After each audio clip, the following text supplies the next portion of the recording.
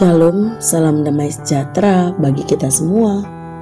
Saudara-saudari yang terkasih di dalam nama Tuhan Yesus Kristus, sebelum kita melakukan semua kegiatan kita, marilah kita mendengarkan firman Tuhan yang menjadi penuntun hidup kita. Kita minta Tuhan berkuasa, kita bersatu di dalam doa, kita berdoa. Bapa yang baik, kami mengucap syukur jikalau pagi hari ini kembali Tuhan berikan kami kesehatan, kekuatan.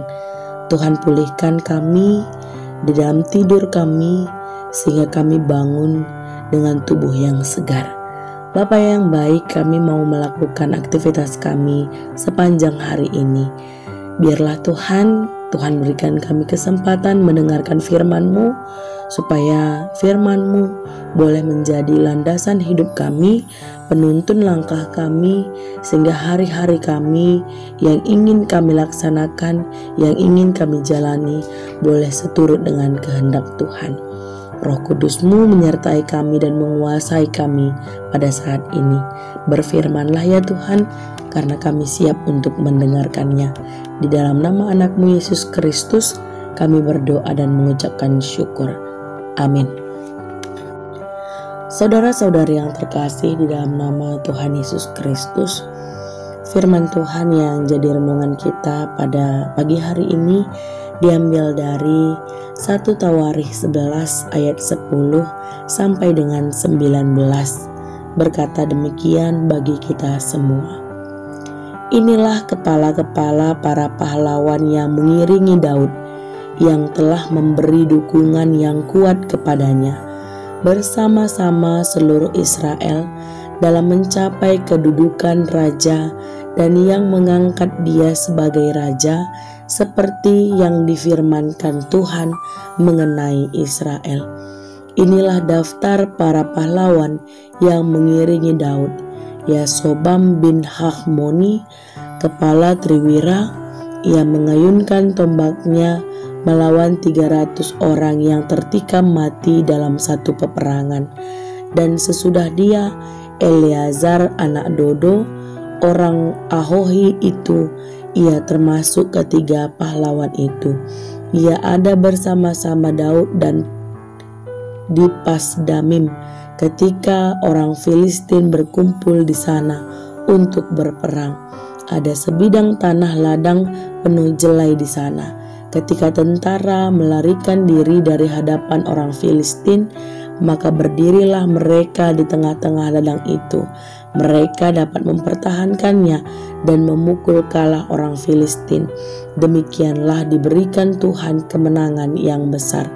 Sekali datanglah 3 orang dari ke-30 kepala ke gunung batu mendapatkan Daud dekat gua Adulam, sedang tentara orang Filistin berkemah di lembah Refaim. Pada waktu itu Daud ada di dalam kubu gunung, dan pasukan pendudukan orang Filistin pada waktu itu ada di Betlehem. Lalu timbullah keinginan pada Daud, dan ia berkata, sekiranya ada orang yang memberi aku minum air dari perigi Betlehem yang ada dekat pintu gerbang. Lalu ketiga orang itu menerobos perkemahan orang Filistin. Mereka menimba air dari perigi Betlehem yang ada dekat pintu gerbang, mengangkatnya dan membawanya kepada Daud. Tetapi Daud tidak mau meminumnya, melainkan mempersembahkannya sebagai korban curahan kepada Tuhan. Katanya, jauhkanlah daripadaku ya Allah untuk berbuat demikian. Patutkah aku meminum darah taruhan nyawa orang-orang ini? Sebab dengan mempertaruhkan nyawanya, mereka membawanya. Dan tidak mau ia meminumnya. Itulah yang dilakukan ketiga pahlawan itu. Amin. Sedemikian jauh firman Tuhan yang jadi renungan kita pada pagi hari ini.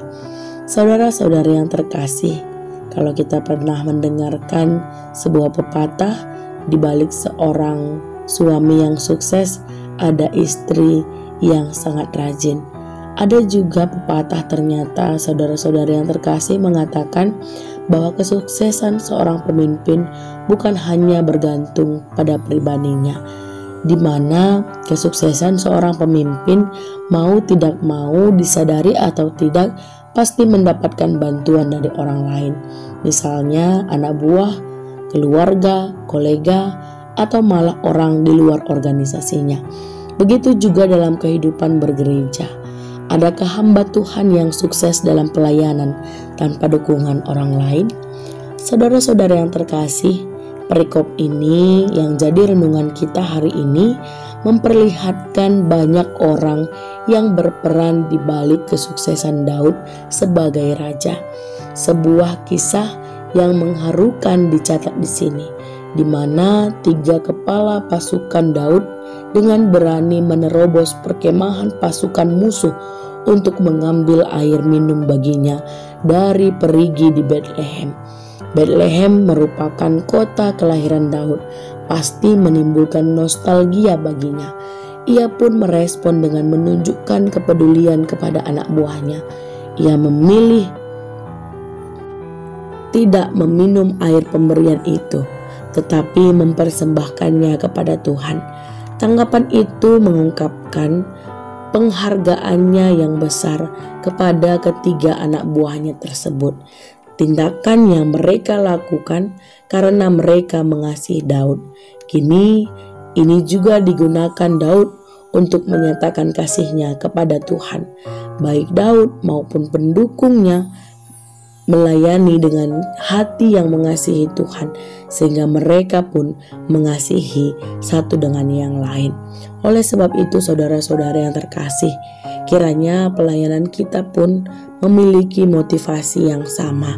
Kita melayani satu dengan yang lain karena Tuhan juga dinyatakan dalam kehidupan kita dan mengasihi Tuhan dengan sukacita. Kiranya saudara-saudara yang terkasih, orang yang menjadi anak buah mendukung pemimpinnya dengan sungguh-sungguh, dan orang yang memimpin memperdulikan anak buahnya dengan tulus. Karena dukungan yang paling kuat adalah dukungan yang lahir dari kasih. Amin. Kita bersatu di dalam doa. Bapa yang baik, kami mengucap syukur kalau firman-Mu hari ini boleh menguatkan kami, memberikan kami pengharapan, dan mengingatkan kami akan kehidupan ini. Biarlah Tuhan ajari kami bisa melayani dengan hati, ajari kami menerima situasi ini, ajari kami saling memaafkan satu dengan yang lain. Biarlah Tuhan melalui firman-Mu hari ini, kehidupan kami jauh lebih baik lagi. Bapa yang baik, pada saat ini juga kami berdoa untuk segala aktivitas kami hari ini. Biarlah Tuhan yang boleh berkati, biarlah Tuhan yang boleh kuatkan kaki kami, teguhkan iman kami untuk melakukan segala pekerjaan kami untuk memuji mempermuliakan nama Tuhan. Ajari kami Bapa untuk selalu setia dalam kami bisa membuat hati Tuhan senang dalam kehidupan kami. Ajari kami untuk tetap setia mengikuti perintah Tuhan dalam hidup kami. Terima kasih Bapa yang baik, di dalam nama anak-Mu Yesus Kristus kami berdoa dan mengucapkan syukur. Amin.